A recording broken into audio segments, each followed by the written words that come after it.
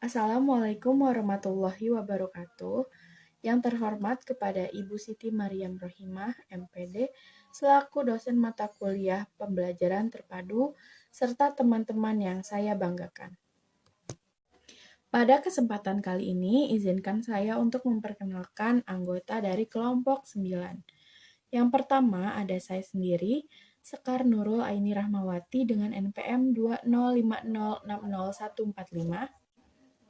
Lalu ada Nisa Arofa Dewi dengan NPM 205060167.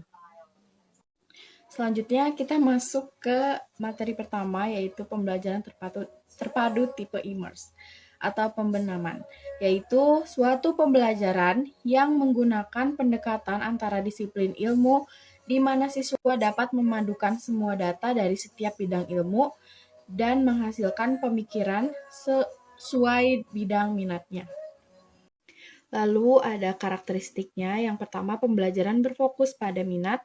Yang kedua, menggabungkan 4 mata pelajaran yang berhubungan dengan minat. Yang ketiga, semua materi pelajaran dari setiap pelajaran dibenamkan ke dalam minat siswa. Assalamualaikum warahmatullahi wabarakatuh. Saya Nisa Arofa Dewi dengan NPM 205060167. Di sini saya akan melanjutkan menjelaskan materi yang sebelumnya telah dijelaskan oleh rekan saya. Poin materi selanjutnya yaitu mengenai prinsip-prinsip pembelajaran terpadu model immersive. Yang pertama yaitu ada prinsip penggalian tema. Prinsip ini meliputi yaitu yang pertama, tema hendaknya tidak terlalu luas, namun dengan mudah dapat digunakan untuk memadukan beberapa mata pelajaran. Lalu yang kedua, tema harus bermakna. Maksudnya adalah tema yang dipilih untuk dikaji harus memberikan bekal bagi siswa untuk belajar selanjutnya.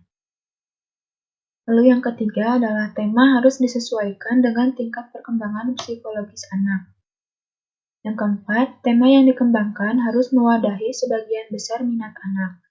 Yang kelima, tema yang dipilih hendaknya mempertimbangkan peristiwa-peristiwa otentik yang terjadi di dalam rentang waktu belajar. Lalu yang selanjutnya adalah tema yang dipilih hendaknya mempertimbangkan kurikulum yang berlaku serta harapan masyarakat atau asas relevansi. Dan yang terakhir adalah tema yang dipilih hendaknya juga mempertimbangkan ketersediaan sumber belajar. Lalu prinsip yang kedua yaitu prinsip pengelolaan KBM.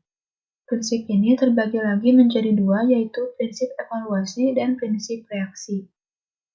Prinsip evaluasi yaitu merupakan prinsip yang memberi kesempatan kepada siswa untuk melakukan evaluasi sendiri di samping bentuk evaluasi lainnya. Guru perlu mengajak siswa untuk mengevaluasi pencapaian belajar berdasarkan kriteria keberhasilan pencapaian tujuan. Dan prinsip reaksi, yaitu prinsip reaksi pada prinsip ini, guru dituntut agar mampu merencanakan pembelajaran sehingga tercapai secara tuntas tujuan-tujuan pembelajaran. Guru harus bereaksi terhadap aksi siswa dalam semua peristiwa serta tidak mengarahkan ke aspek yang sempit, melainkan ke suatu kesatuan yang utuh dan bermakna. Lalu yang selanjutnya ada langkah-langkah pembelajaran terpadu model immersive. Yang pertama yaitu tahap perencanaan. Pada tahap ini terdiri dari yang pertama menentukan jenis mata pelajaran yang dipadukan, lalu yang kedua memilih kajian materi, standar kompetensi, kompetensi dasar, dan indikator, lalu yang ketiga menentukan sub keterampilan yang dipadukan, yang keempat merumuskan indikator hasil belajar, dan yang kelima menentukan langkah-langkah pembelajaran. Langkah pembelajaran ini diperlukan sebagai strategi guru untuk memadukan setiap sub keterampilan yang telah dipilih pada setiap langkah pembelajaran. Lalu tahap yang kedua yaitu tahap pelaksanaan. Dalam tahap ini meliputi skenario langkah-langkah pembelajaran. Menurut Depdiknas, prinsip-prinsip pelaksanaan pembelajaran terpadu meliputi yang pertama, guru hendaknya jangan menjadi aktor tunggal yang mendominasi pembicaraan dalam proses pembelajaran. Lalu yang kedua, pemberian tanggung jawab individu dan kelompok harus jelas dalam setiap tugas yang menuntut adanya kerjasama kelompok. Dan yang ketiga, guru perlu mengakomodasi ide-ide yang terkadang sama sekali tidak terpikirkan dalam perencanaan. Dan tahap yang terakhir yaitu tahap evaluasi.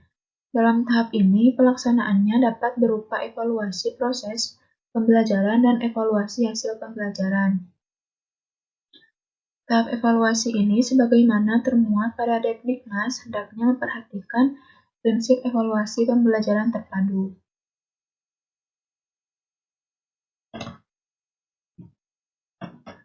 Lalu adapun langkah-langkah penerapan model pembelajaran terpadu imersif ini, yang pertama adalah meninjau minat siswa. Guru terlebih dahulu meninjau minat siswa, karena minat dari setiap siswa itu tentunya berbeda-beda. Oleh karena itu, guru bertugas untuk memilih minat yang paling dominan dalam suatu kelas. Lalu yang kedua adalah menentukan 4 mata pelajaran yang akan dikaitkan. Guru memilih 4 mata pelajaran yang sekiranya berkaitan dengan minat siswa. Dari setiap mata pelajaran yang berkaitan dengan minat akan membuat semua pembelajaran dapat terbenam ke dalam minat siswa. Lalu yang ketiga adalah menentukan indikator hasil belajar dan tujuan pembelajaran. Berdasarkan kompetensi dasar yang telah dipilih, maka langkah selanjutnya adalah menentukan indikator. Setiap indikator dirumuskan berdasarkan kata operasional menurut taksonomi Bloom yang menggunakan kata kerja operasional pada kegiatan berpikir tinggi. Dan yang keempat adalah mendesain kegiatan pembelajaran dari 4 mata pelajaran sesuai dengan minat siswa. Lalu yang selanjutnya adalah kelebihan dan kekurangan pembelajaran terpadu model imersif. Adapun kelebihannya, menurut Fogarty tahun 1991, kelebihan model tipe imersif ini antara lain yang pertama adalah dampak positif dari membenamkan ide-ide dari beberapa bidang studi adalah siswa dapat memadukan semua data dari setiap bidang ilmu dan menghasilkan pemikiran sesuai dengan minatnya. Lalu yang kedua adalah siswa mengembangkan konsep-konsep kunci secara terus-menerus sehingga terjadi proses internalisasi. Dan kelebihan yang ketiga, membenamkan ide-ide beberapa bidang studi memungkinkan siswa untuk mengkaji, mengkonseptualisasi, memperbaiki, serta mengasimilasi ide-ide secara terus-menerus sehingga memudahkan terjadinya proses transfer ide-ide bidang studi tersebut.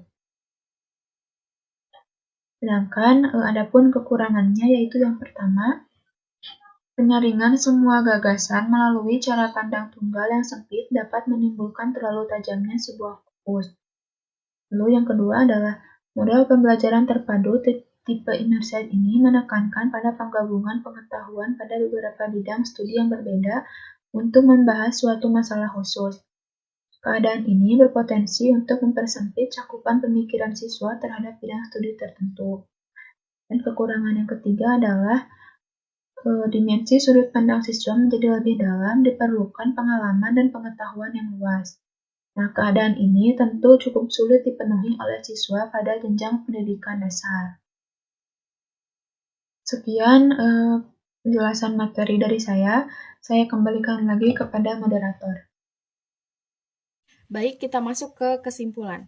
Model pembelajaran terpadu tipe immerse adalah suatu pembelajaran yang menggunakan pendekatan antar disiplin ilmu yang memadukan berbagai macam konsep pelajaran, di mana siswa dapat memadukan semua data, setiap bidang, ilmu dan menghasilkan pemikiran sesuai dengan bidang minatnya untuk diterapkan dalam kehidupan sehari-hari.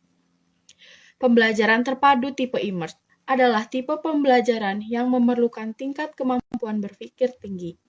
Pada pembelajaran ini tidak lagi berfokus pada mata pelajaran, tetapi sudah berfokus pada para siswa sebagai individu-individu yang mempunyai kemampuan dan pengalaman yang berbeda-beda, serta sebagai individu yang membentuk jaringan kerjasama. Baik, sekian presentasi dari kelompok 9. Mohon maaf apabila ada kesalahan, baik disengaja ataupun tidak. Terima kasih. Wassalamualaikum warahmatullahi wabarakatuh.